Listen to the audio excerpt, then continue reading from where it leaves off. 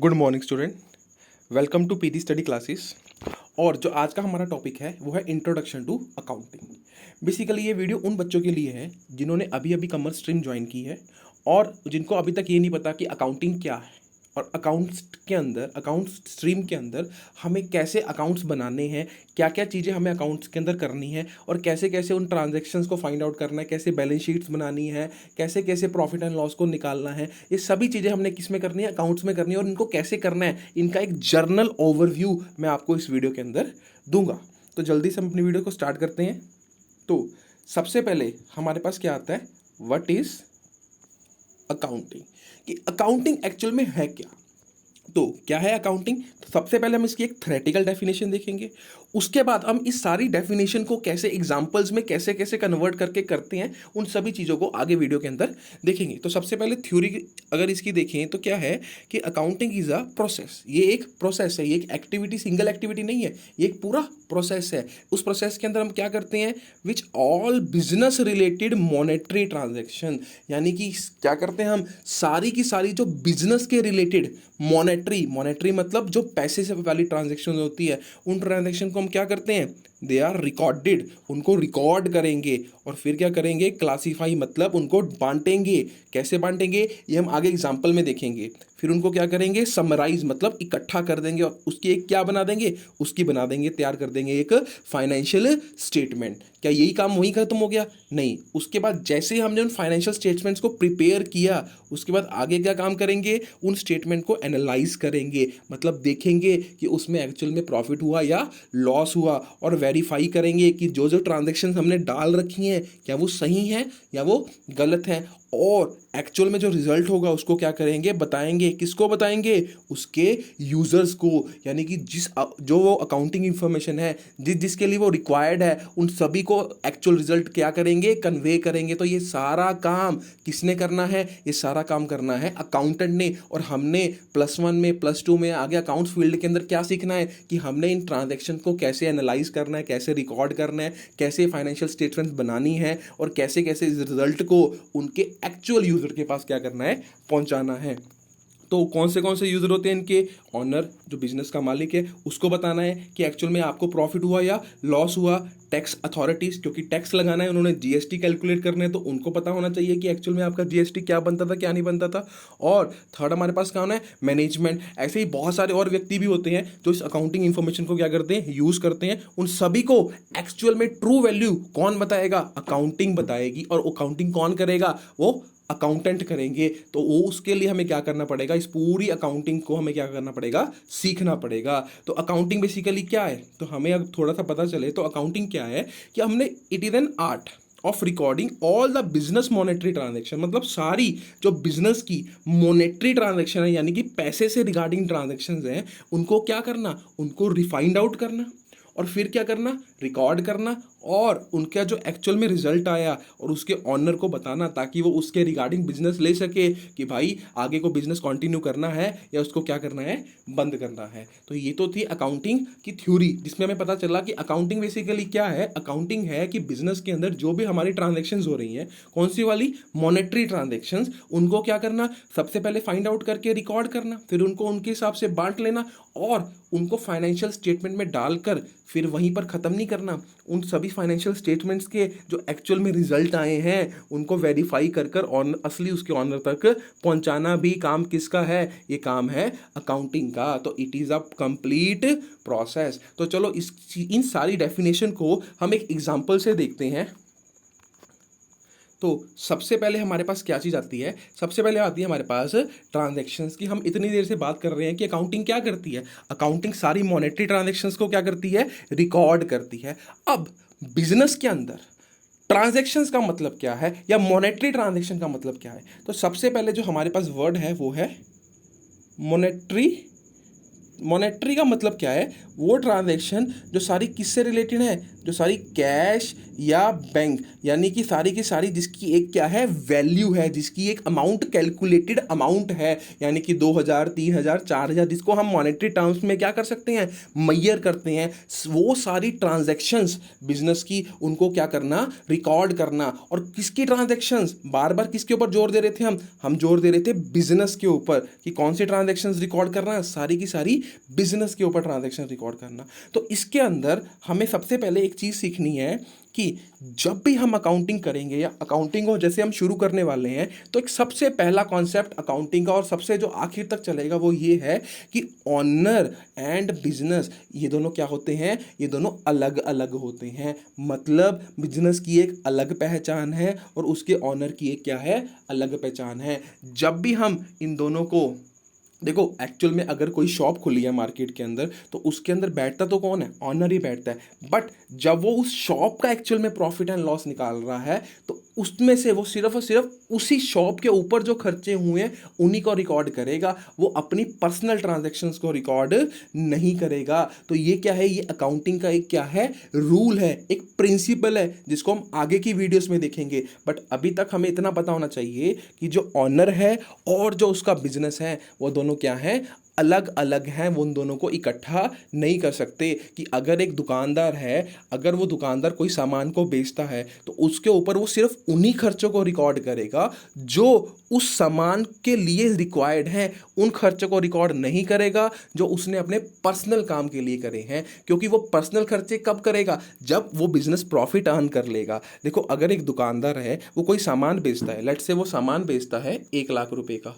और उसने उस सामान को कितने का लिया था, 70,000 का लिया था, तो उसको कितना प्रॉफिट हुआ, 30,000। तो एक्चुअल में ये उसको प्रॉफिट नहीं हुआ, ये जो प्रॉफिट हुआ है ये किसको हुआ है, बिजनेस को हुआ है। हाँ, तो ये जो प्रॉफिट है ये ऑनर कहाँ लेकर चला जाए, बिजनेस किसको दे देगा, बिजनेस दे देगा ऑनर को। अब ऑनर उसके बाद इसमें से जौन सी मर्जी पर्सनल ट्रांजेक्शन करे, बिजनेस को उससे कोई लेना देना नहीं है। बट बिजनेस हमेशा, अकाउंटिंग हमेशा कौन सी ट्रांजेक्शन को रिकॉर्ड करेगी, वो सिर्फ और सिर्फ कौन सी ट्रांजैक्शन को रिकॉर्ड करेगी, only and only business related and monetary transaction, जिनकी मॉनेटरी क्या हो, वैल्यू हो। तो कुछ इसकी हम एग्जांपल्स देखते हैं।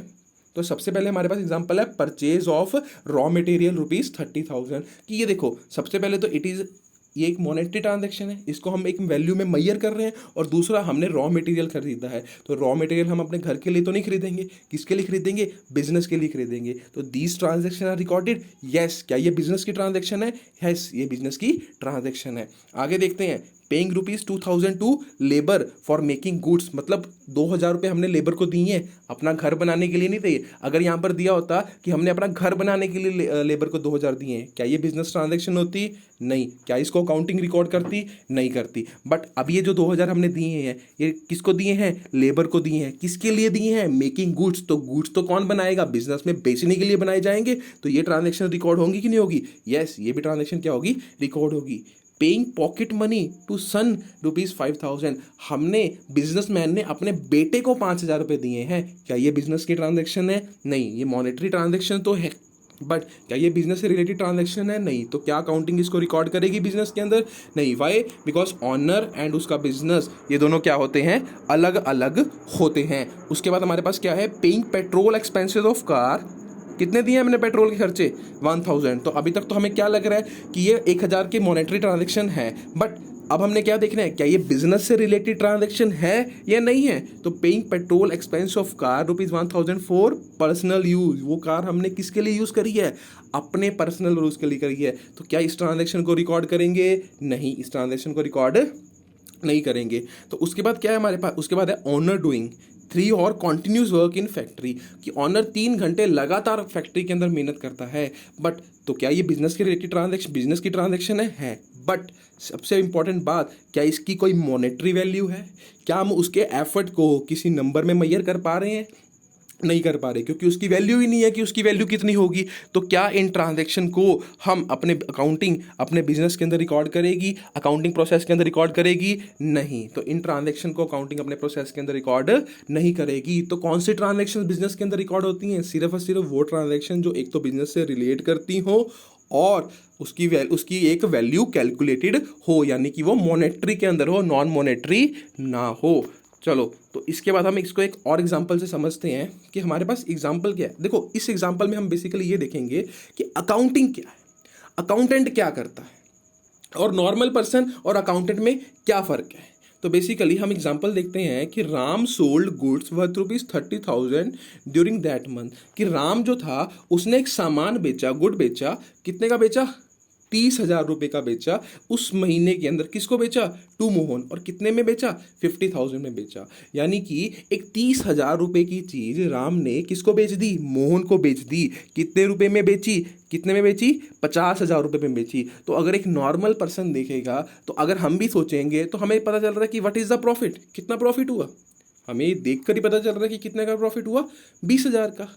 बट जब इस ट्रांजैक्शन का, मॉनेटरी ट्रांजैक्शन का अकाउंटेंट को पता चला, तो उसने क्या किया, एनालाइज किया, इसकी ट्रांजैक्शन को फाइंड करना शुरू किया। और उसने क्या बोला, अकाउंटेंट ने बोला कि इसके अंदर आपको प्रॉफिट नहीं हुआ, इसके अंदर क्या हुआ है, लॉस हुआ है। तो अब हमारे दिमाग में क्वेश्चन आएगा कि कैसे लॉस हुआ है, क्योंकि ये तो हमें दिख रहा है कि एक 50,000 की जो चीज़ थी वो कितने में बेच दी, 30,000 की जो चीज़ थी वो कितने में बेच दी, 50,000 में। और कितना मोटा मोटा प्रॉफिट हुआ, 20,000 का। बट जो जेन्युइन इंफॉर्मेशन वो किसने बताई, अकाउंटेंट ने। कि जब एक बिजनेसमैन ने अकाउंटेंट को बुलाया और उससे पूछा कि भाई कितना प्रॉफिट हुआ, तो अकाउंटेंट ने बोला कि प्रॉफिट तो हुआ ही नहीं, आप किसके अंदर चल रहे हो, आप 2,000 के लॉस के अंदर चल रहे हो। तो उस केस के अंदर बिजनेसमैन पूछा कैसे, तो अकाउंटेंट ने अब क्या किया, अब उन ट्रांजैक्शंस को फाइंड आउट करना शुरू कर दिया जो बिजनेस के अंदर हुई। तो अकाउंटेंट ने कुछ बातें किससे पूछी, ऑनर से पूछी। चलो हम देखते हैं वो कौन सी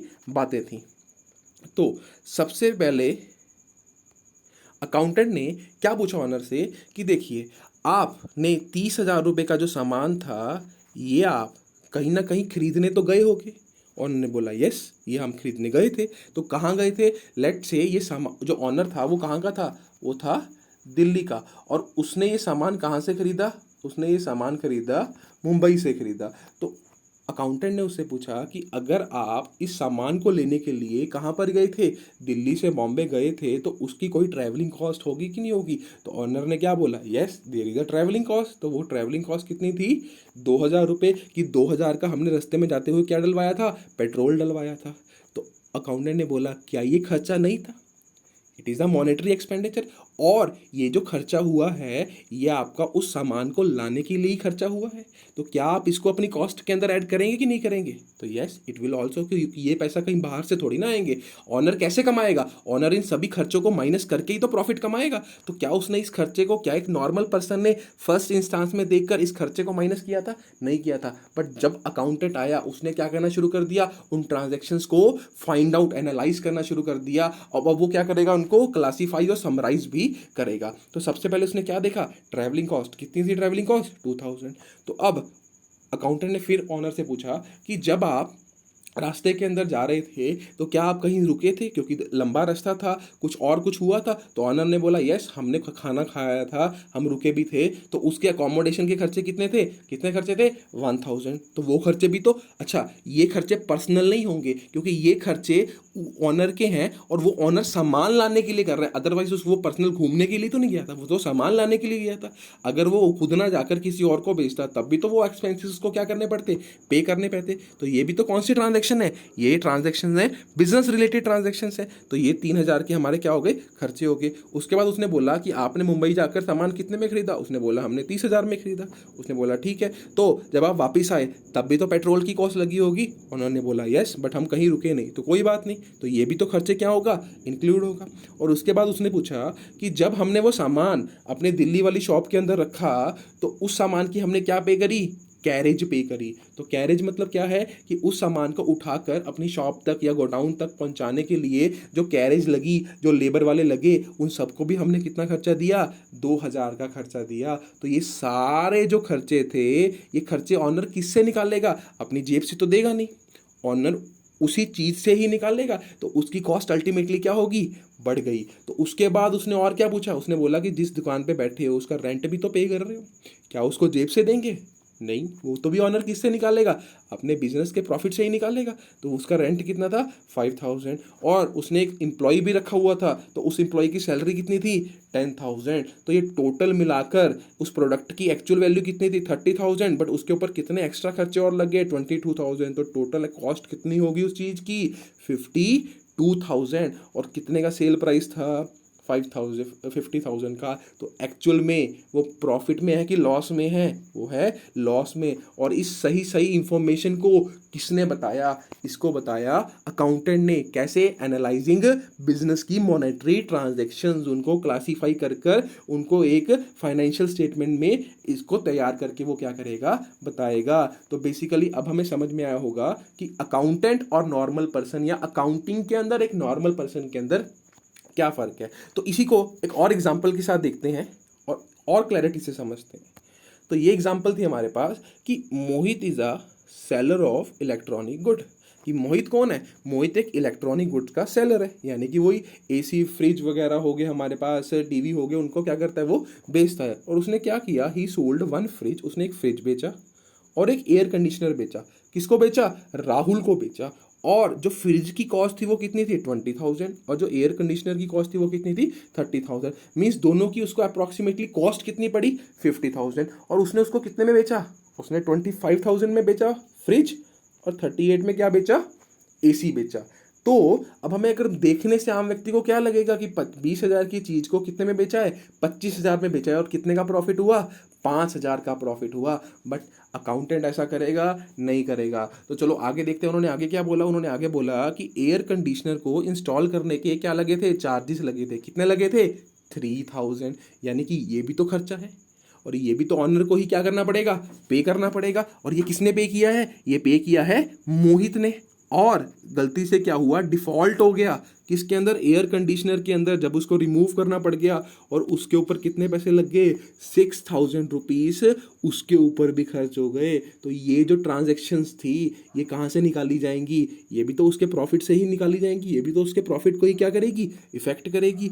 और जो installation and delivery charges for fridge, तो फ्रिज के इंस्टॉलेशन चार्जेस कितने थे 1000, एयर कंडीशनर के इंस्टॉलेशन चार्जेस कितने थे 3000। और एयर कंडीशनर को जब हम देख रहे थे तो उसको खराब करने में कितना लग गया था 6000, उसको जो खराबी को ठीक करने में भी लग गए थे।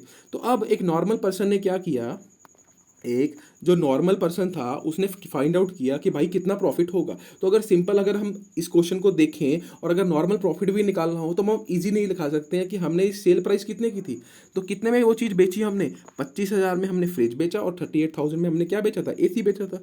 तो टोटल सेल प्राइस कितने में थी 63,000। और उसकी जो कॉस्ट प्राइस थी वो कितने की थी 50,000। इंस्टॉलेशन चार्जेस कितने के थे 4000 के। कैसे, 3000 तो किसके लगे, एसी के लगे, और 1000 किसका लगा, फ्रिज का लगा, और 6000 किसके थे, डिफॉल्ट चार्जेस थे। तो मतलब ये 63,000 हमारे पास, मोहित के पास राहुल से आए। मोहित ने बेसिकली अपने बिजनेस में क्या देखा, उसने बोला कि हमें अकाउंटेंट की ज़रूरत नहीं है, तो उसने उसका खुद प्रॉफिट कैलकुलेट करना शुरू कर दिया। तो मोहित ने देखा कि हमने 63,000 की सेल करी है, और 54 और 6 इसने के हमारे क्या हुए, खर्चे हुए हैं। तो एक्चुअल में हमें प्रॉफिट कितना हुआ 3000 का हमें प्रॉफिट हुआ। तो he will be happy. But जब इसी चीज को अकाउंटेंट ने देखा तो अकाउंटेंट क्या करेगा, क्या वो इस चीज को कंबाइन करेगा या क्लासिफाई करके फिर समराइज करेगा। तो क्लासिफाई का मतलब क्या था, उसने मॉनेटरी ट्रांजैक्शन को फाइंड आउट किया और अब वो उनको क्या कर रहा है, क्लासिफाई कर रहा है, मतलब बांट रहा है। जिस चीज का जौन सा खर्चा है उसी चीज में वो क्या कर रहा है, रिकॉर्ड कर रहा है। तो अकाउंटेंट ने क्या किया, अकाउंटेंट ने बोला कि भाई फ्रिज कितने में बेचा, फ्रिज कितने में बेचा 25,000 में, और फ्रिज की कॉस्ट कितनी थी 20,000। तो उसकी इंस्टॉलेशन चार्जेस कितने लगे 1000। तो एक्चुअल प्रॉफिट फ्रिज में कितना हुआ 4000। और जो एयर कंडीशनर था वो कितने का था 38,000 का, उसकी कॉस्ट प्राइस कितनी थी 30,000। इंस्टॉलेशन चार्जेस कितने थे 3000, और उसके जो डिफॉल्ट चार्जेस थे कितने थे 6000। इट मीन्स एयर कंडीशनर बेचने पे मोहित को क्या हुआ है, लॉस हुआ है, और फ्रिज बेचने से मोहित को क्या हुआ है, फायदा हुआ है। तो अभी मोहित को तो दोनों चीजें बेचकर एक्चुअल में फायदा हुआ कि नुकसान हुआ, नुकसान हुआ। तो इससे अच्छा तो मोहित अकेला 25,000 का एक फ्रिज ही बेच देता, उसमें ज़्यादा फायदा था। बट मोहित को क्या लग रहा था, अगर नॉर्मल पर्सन से किया हो, नॉर्मली उसके एक पर्सन ने अकाउंटिंग की हो, तो उसको देखकर क्या लग रहा था कि हमें कितने का प्रॉफिट हुआ है 3000 का। बट एक्चुअल में दे हैव अर्नड प्रॉफिट, सिर्फ किसमें प्रॉफिट अर्न किया उसने, फ्रिज में, और फ्रिज का प्रॉफिट भी किसने कम कर दिया, एयर कंडीशनर में कम कर दिया। तो ये सारी इंफॉर्मेशन को कौन बताएगा एनालाइज करके, और किसको बताएगा, ऑनर को, कौन बताएगा, अकाउंटिंग, अकाउंटिंग करेगी, और इसको करेगा कौन, अकाउंटेंट करेंगे। तो आई होप आपको ये चीज़ अंडरस्टैंड हुई हो, और इन सभी चीज़ों को फाइनेंशियल स्टेटमेंट में कैसे हमने एडजस्ट करना है वो हम देखेंगे अगले एग्जाम्पल से। तो अगली एग्जाम्पल हम देखते हैं, और उस एग्जाम्पल को देखने से पहले हमें कुछ बेसिक चीज़ें समझनी पड़ेंगी कि बेसिक चीज़ें क्या हैं हमारी अकाउंटिंग की। तो ये तो बेसिक चीज़ें हैं जो हमने सुनी भी होंगी हर एक से कि what is asset, asset liability he accounts में घूमता रहता है। तो हमने देखना है कि एसेट क्या होती है, लायबिलिटी क्या होती है, और कैपिटल क्या होती है। ये तीन बेसिक चीज़ें हैं जिससे आपको एक थोड़ा सा ओवरव्यू होगा। बेसिकली इसको हम डिटेल में भी करेंगे अगली वीडियोस के अंदर, बट इसके अंदर आपको सिर्फ थोड़ा सा ये पता चलेगा कि एसेट्स क्या है, लायबिलिटी क्या है, और कैपिटल क्या है। तो सबसे पहले बात करते हैं व्हाट इज एसेट। तो एसेट क्या है, तो एसेट का मतलब वो चीज़ें होती हैं जो फ्यूचर में हमें क्या दें, फायदा दें। यानी कि वो सारी चीज़ें जिसको हम आज परचेज करें और फ्यूचर में हम उससे क्या कमाएं, प्रॉफिट कमाएं, तो दैट इज कॉल्ड एसेट। यानी कि अगर हम बात करें कि मैं एग्जांपल लूं कि हम कोई घर परचेज कर लें और उसको रेंट पे देकर क्या करें, उससे इनकम जनरेट कर रहे हैं, तो वो जो हाउस होगा वो हाउस हमारे लिए क्या हो गया, वो हाउस हमारे लिए हो गया एसेट। या हम कोई कार परचेज कर लें और उस कार को हम क्या दे दें, टैक्सी के रूप में दे दें, तो उस कार से जो भी पैसा अर्न करेंगे और वो कार हमारे लिए क्या हो गई, एसेट, क्योंकि जल्दी जल्दी वो हमारा खर्चा नहीं है। देखो खर्चा क्या होगा, खर्चा होगा हमने उस पैसे को लगाया और वो चीज़ क्या होगी, खत्म होगी। अगर मैं आपको बोलूं कि हम बाजार में गए, हमने क्या किया, एक टॉफ़ी ली और उसको खा लिया, तो ये हमारा बेसिकली सिंपली क्या होगा, एक एक्सपेंस होगा। इसमें हमें फ्यूचर में कोई चीज़ फ़ायदा नहीं मिलेगी। बट जब हमने एक टॉफ़ी की मशीन परचेज कर ली, लेट्स से हमने एक टॉफ़ी की क्या परचेज कर ली, टॉफ़ी की मशीन परचेज कर ली, तो उससे हम क्या कर सकते हैं, बेसिकली हम देखो खर्चा तो हमने इसके ऊपर भी किया, एक्सपेंस तो हमने इस चीज़ के ऊपर भी हमने पैसा इन्वेस्ट किया, अपना खर्चा किया। बट इस जो टॉफ़ी की जो हमने मशीन परचेज करी है, क्या ये उसी समय पर ख़त्म होगी या इससे हमें बेनिफिट मिलेगा फ्यूचर के अंदर, इससे हमें बेसिकली क्या मिलेगा, बेनिफिट मिलेगा फ्यूचर के अंदर। हम इससे क्या करेंगे, पैसे अर्न करेंगे। तो ये जो हमारी टॉफ़ी मशीन होगी ये हमारी क्या होगी, एसेट होगी। तो बेसिकली एसेट क्या होती है, वो चीज़ें, वो खर्चे हमारे जो हमें फ्यूचर में क्या दें, फ्यूचर में हमें दें, बेनिफिट दें। तो अगर मैं आपको बोलूं कि आपने सिंपल अपने चलाने के लिए कार ले ली, तो हम बोलेंगे हाँ ये हमने खर्चा किया और ये हमें फ्यूचर में क्या देगा, बेनिफिट देगा। तो क्या ये कार हमारे लिए क्या होगी, एसेट होगी कि नहीं होगी, होगी, क्योंकि हम उस कार को चलाएंगे और फ्यूचर में हमें क्या मिलेगा, फायदा मिलेगा। बट बिजनेस के अगर पॉइंट ऑफ व्यू से सोच के देखें तो शायद ये कार हमारी एसेट ना होती, बट वो अलग बातें हैं। बट अगर हम सिंपली देखें कि कार क्या होगी, या हमने जो घर परचेज किया जिसको हम रेंट पे भी दे सकते हैं, वो भी हमारी क्या होगी, एक एसेट होगी, क्योंकि हम उससे क्या कर सकते हैं, कमाई कर सकते हैं, इनकम अर्न कर सकते हैं। बट जो पेट्रोल हमने इस कार के अंदर डलवाया, क्या वो हमारा एसेट है, क्या वो हमें इन फ्यूचर या लॉन्ग टर्म के लिए हमारे पास बचा पड़ा रहेगा, नहीं। तो वो हमारा नॉर्मली क्या होगा, एक्सपेंस होगा। तो अब आपको समझ में आ गया होगा कि एसेट क्या है और नॉर्मल खर्चे क्या है। तो नॉर्मल खर्चे क्या होंगे, जिसको हमने खर्च किया और साथ के साथ कंज्यूम कर लिया। आपने कोल्ड ड्रिंक की बोतल पी ली, तो that is your normal expense, it is not your asset. But अगर कोल्ड ड्रिंक बनाने वाली मशीन परचेज कर ली, तो that is called asset for business. और बिजनेस के लिए एसेट क्या चीज़ें होंगी, वो चीज़ें होंगी जो फ्यूचर में बिजनेस को क्या देती हैं, बेनिफिट देती हैं। तो वो सारे रिसोर्स जो बिजनेस में फ्यूचर को, बिजनेस को क्या करने देते हैं, प्रॉफिट अर्न करके देते हैं। Like machinery, building, car, cash, ये सारी चीज़ें बिजनेस के लिए क्या होती हैं, ये सारी चीज़ें होती हैं बिजनेस के लिए एसेट्स। और अब हम बात करते हैं लायबिलिटी। तो लायबिलिटी को अगर मैं सिंपल वर्ड में बोलूँ तो it is called a burden. Liability को हम क्या बोलते हैं, बर्डन, मतलब बोझ। किसके सिर के ऊपर बोझ, हमारे सिर के ऊपर बोझ, यानी कि बिजनेस के सिर के ऊपर बोझ। तो बिजनेस के सिर के ऊपर या हमारे सिर के ऊपर हम जनरली बोले तो बोझ क्या होगा, लोन। अगर हमने किसी मार्केट से, किसी दोस्त से या किसी सब्जी वाले से उधार दे रखा है, तो एक तरीके से हमें हर रोज़ टेंशन तो होती है ना कि हमें उसका पैसा क्या करना पड़ेगा, वापस करना पड़ेगा। तो लायबिलिटी भी बिल्कुल इसी तरीके से है कि जब हम कोई चीज़, बिजनेस कोई चीज़ को क्या कर ले, खरीद ले, बट उसके पैसे ना दे, तो वो चीज़ जो बिजनेस ने खरीदी है वो बिजनेस के लिए क्या हो गई, बोझ हो गया, और उसके पैसे बिजनेस को क्या करने पड़ेंगे, पे करने करेंगे। तो all those thing which creates burden on business is called liability. तो यानी कि ये क्या हो गया, बैंक लोन हो गया, या हमने स्टॉक खरीद लिया उधार के ऊपर, तो जो उसके पैसे हैं वो तो देने हैं, वो लोग तो आके हर रोज खड़े होंगे हमारे पास पैसे मांगेंगे, तो ये हमारे लिए क्या है, एक तरीके से बर्डन है। और नॉर्मली हम सोच के देखें कि अच्छा, अगर हम इसकी एक छोटी सी और एग्जांपल लें कि हम भी अपने घर वालों के लिए क्या है, we are also a burden, because वो हम क्या करते हैं, उनसे पैसा मांगते रहते हैं, और वो क्या करते हैं, वो हमारे को पैसा दी जा रहे हैं, बट क्या बदले में हम कुछ रिटर्न दे रहे हैं, नहीं। तो लाइबिलिटी मतलब वो चीज़ें होंगी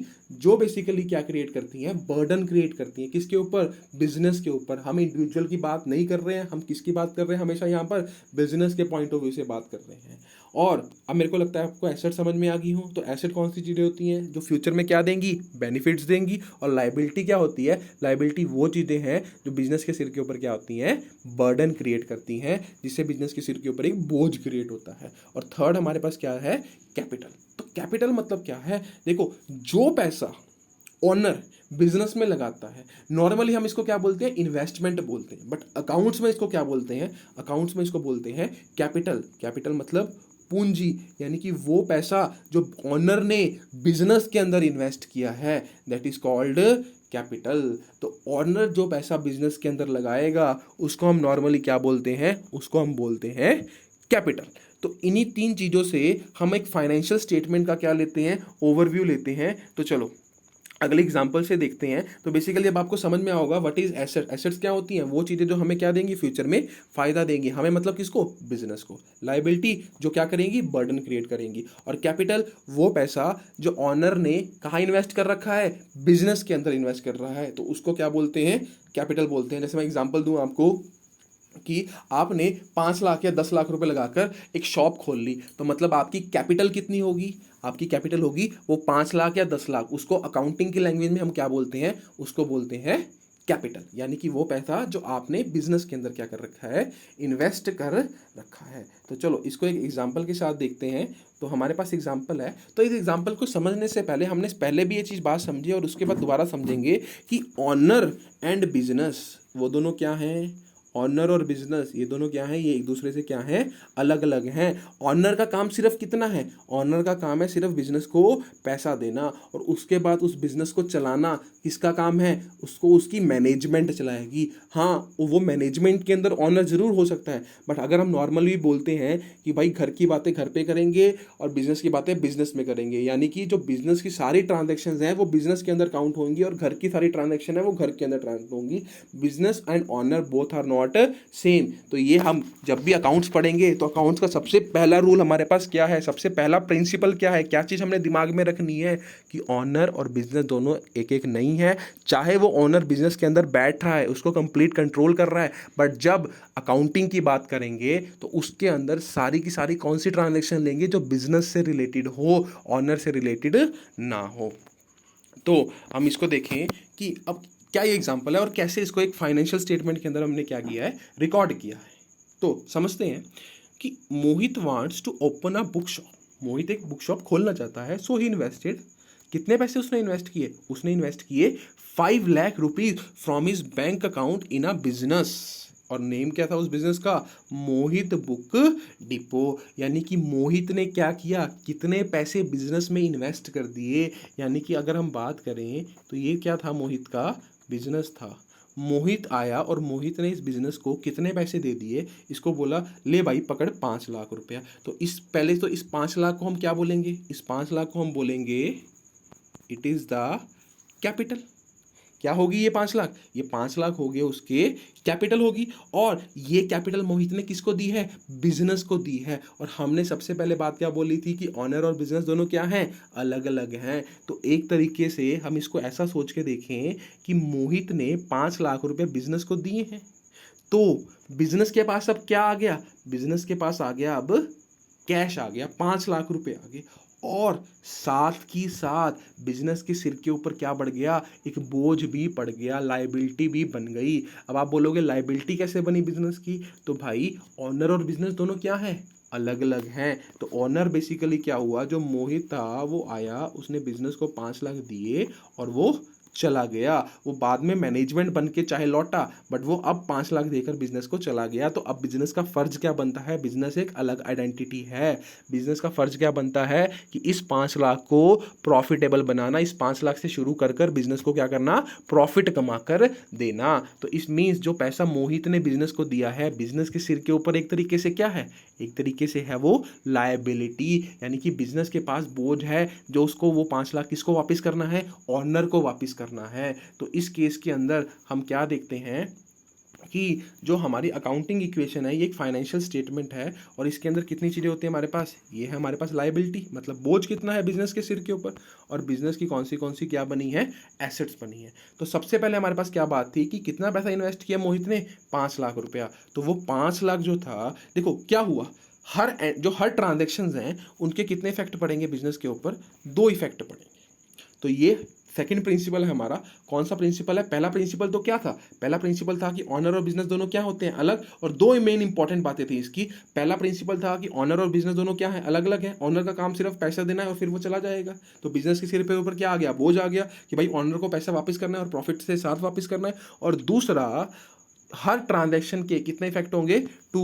तो जो अकाउंटिंग है वो किसके ऊपर काम करती है, वो काम करती है ड्यूल एस्पेक्ट के ऊपर, यानी कि हर ट्रांजैक्शन के कितने इफेक्ट होंगे, 2। जरूरी नहीं है कि वो एसेट लायबिलिटी हो, शायद वो एसेट के अंदर भी हो सकते हैं, लायबिलिटी के अंदर भी हो सकते हैं, वो हम देखते हैं अब इस क्वेश्चन में वो कैसे होते हैं।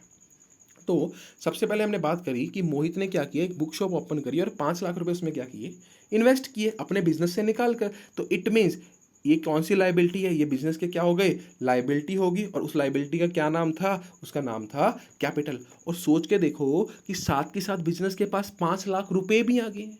तो बिजनेस के पास एक तरीके से कैश भी तो आ चुका है, कितना आ चुका है, 5 लाख। तो बिजनेस की क्या बन गई, एसेट भी क्रिएट होगी और साथ के साथ लायबिलिटी भी क्रिएट होगी। तो ये क्या थी, फर्स्ट ट्रांजैक्शन। और अकाउंटेंट ने क्या किया, इनको समराइज करके फाइनेंशियल स्टेटमेंट में क्या कर दिया, रिकॉर्ड कर दिया, और फर्स्ट ट्रांजैक्शन हमारी क्या हो गई, कंप्लीट हो गई। तो अब इसके बाद देखते हैं सेकंड ट्रांजैक्शन। तो सेकंड ट्रांजैक्शन हमारे पास क्या थी, फॉर दैट, मतलब देखो अब एक तरीके से मोहित ने बिजनेस को 5 लाख दे दिए और वो चला गया, वो घर पर बैठा है, और अब बिजनेस की मैनेजमेंट का काम है उस 5 लाख को कैसे वो प्रॉफिटेबल कर दिया, क्योंकि उसने उस पैसे को क्या करना है, मोहित को वापिस करना है। तो बिजनेस की मैनेजमेंट के सिर के ऊपर एक बोझ भी है कि उसको वो 5 लाख ऑनर को क्या करना है, वापिस करना है। तो it is an like a liability. And उसके बाद वो 5 लाख रुपया आ भी गया तो इट इज एन एसेट, जिसको वो फ्यूचर में यूज कर उससे प्रॉफिट कमा सकती है। और ये कौन सा कॉन्सेप्ट था हमारा, ड्यूल एस्पेक्ट कॉन्सेप्ट, की हर एंट्री के कितने इफेक्ट होंगे,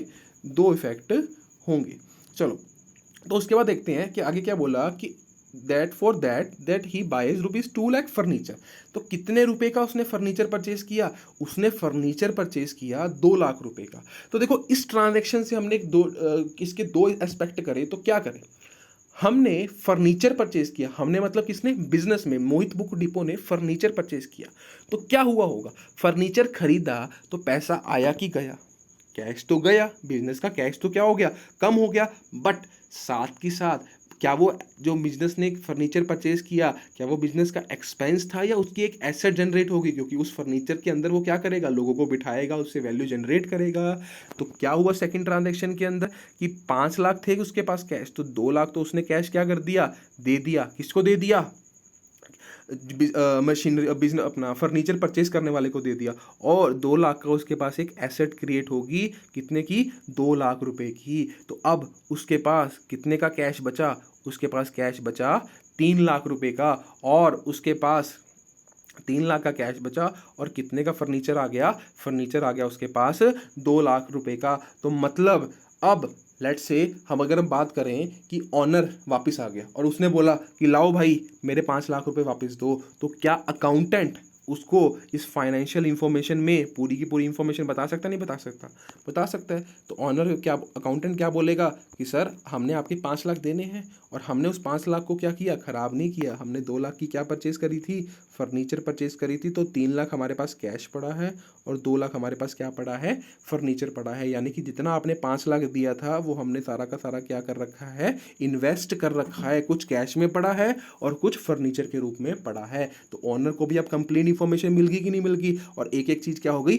मैच कर गई। और कोई भी हमारा जिसको बोलते हैं फ्रॉड, तो अकाउंटिंग किससे बचाती है, अगर किसी प्रकार का कोई फ्रॉड हो रहा है, कोई ट्रांजैक्शन मिस कर रही है, तो अगर हम बोल रहे हैं कि लेट से यहाँ पर 2,50,000 होता तो कैश और ये 2 लाख होता, बट ऑनर ने कितने लगाए थे, 5 लाख, तो साथ की साथ ऑनर को पता चल जाता कि कितने की फॉर्जरी हुई है, फॉर्जरी हुई है 50,000 की। और साथ की साथ तो अकाउंटिंग की बुक्स देखकर हमें क्या पता चल जाता है कि कितनी फॉर्जरी हुई है। तो अकाउंटिंग इसमें भी हमारी क्या करती है, मदद करती है और ट्रू इंफॉर्मेशन बताती है उसके यूजर को कि जो हमने पैसा इन्वेस्ट किया था वो कहाँ पर लगा, नहीं लगा, तो क्या बचा पड़ा है कि नहीं बचा पड़ा। तो क्या अब अकाउंटेंट पूरी इंफॉर्मेशन बता सकता है, नहीं बता सकता, यस बता सकता है वो इंफॉर्मेशन। तो चलो, तो इससे अगली ट्रांजैक्शन हम देखते हैं कि उसके बाद क्या किया, and also took additional loan from bank ₹1 lakh. और अब उसने क्या किया, उसने मतलब किसने, ऑनर ने नहीं, ऑनर का काम तो क्या था, वो तो पैसा देकर चला गया। मोहित बुक डिपो ने क्या किया, 1 लाख रुपए का लोन ले लिया बैंक से। तो जैसे ही बैंक से लोन लिया तो ड्यूल ट्रांजेक्शन क्या होंगी, कितने दो इफेक्ट होंगे इसके, दो। एक तो क्या हुआ, सिर के ऊपर क्या बढ़ गया, बोझ, कि बैंक को 1 लाख वापस करने हैं, और साथ ही साथ क्या आ गया, कैश भी तो आ गया 1 लाख का। तो यानी कि पहले कैश कितना था, 3 लाख का, अब 1 लाख और हो गया, तो कितने का कैश हो गया, कैश हो गया 4 लाख रुपए का। तो 5 लाख किसको वापस करने हैं, ऑनर को, 1 लाख किसको वापस करना है, बैंक को। तो टोटल कितना रुपए होने चाहिए हमारे पास, 6 लाख। तो क्या 6 लाख हैं, यस। 4 लाख हमारे पास कैश पड़ा है और 2 लाख का क्या पड़ा है, फर्नीचर पड़ा है।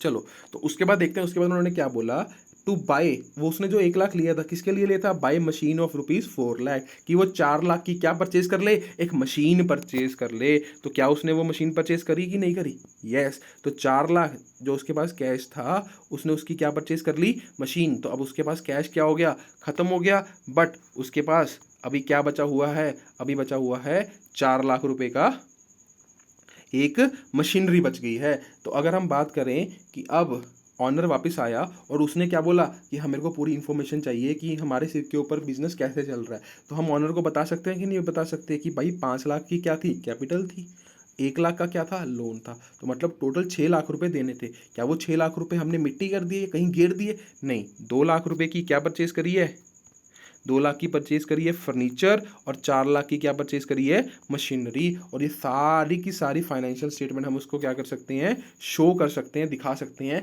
तो ये था हमारे पास व्हाट इज कॉल्ड अकाउंटिंग। तो अकाउंटिंग में हमने अभी तक क्या सीखा, हमने सीखा कि कैसे हम अकाउंटिंग ट्रांजेक्शन्स को क्या करते हैं, मॉनेटरी ट्रांजेक्शन को जो किससे रिलेट करती हैं, बिजनेस से रिलेट करती हैं, उनको फाइंड आउट करते हैं, फिर उनको क्लासीफाई करते हैं कि हर एक्सपेंस का हर खर्चा, यानी कि हर चीज़ के ऊपर कितने खर्चे हुए उनको क्लासीफाई कर फिर उनको इकट्ठा कर उनसे जो फाइनल उनको फाइनेंशियल स्टेटमेंट में क्या करेंगे, रिकॉर्ड करेंगे। और इनको किसको बताएंगे, इनको वेरीफाई करके किसको बताएंगे, इनके यूजर्स को। और कौन यूजर्स होंगे, गवर्नमेंट अथॉरिटीज, ये सारे क्या होंगे, इनकी यूजर्स होंगी। तो ये बेसिकली क्या था, ये प्रॉपर अकाउंटिंग नहीं है, ये सिर्फ और सिर्फ एक छोटा सा कॉन्सेप्ट था जिससे आपको ये समझ में आए कि व्हाट इज अकाउंटिंग। तो इसके बाद हम प्रॉपर वीडियोस के अंदर देखेंगे कि व्हाट इज एक्चुअल में अकाउंटिंग क्या होती है। तो थैंक यू।